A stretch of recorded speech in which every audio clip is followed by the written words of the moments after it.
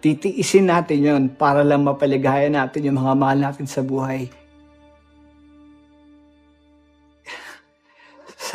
Sa bawat patak ng pawis natin, ng luha natin, alam nyo, ang kapalit lang nun, yun lang simpleng ngiti. Yun lang simpleng ngiti na galing sa kanila.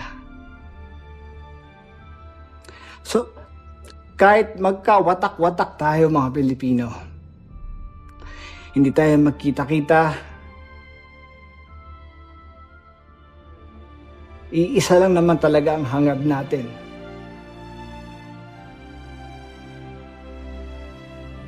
Ay yung maging buo ang pamilya natin. At siyempre para matupad yun, kailangan tayong tumayo.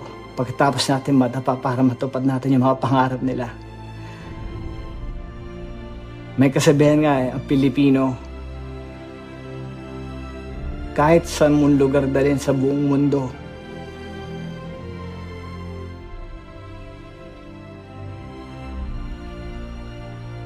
the best yan. The best talaga.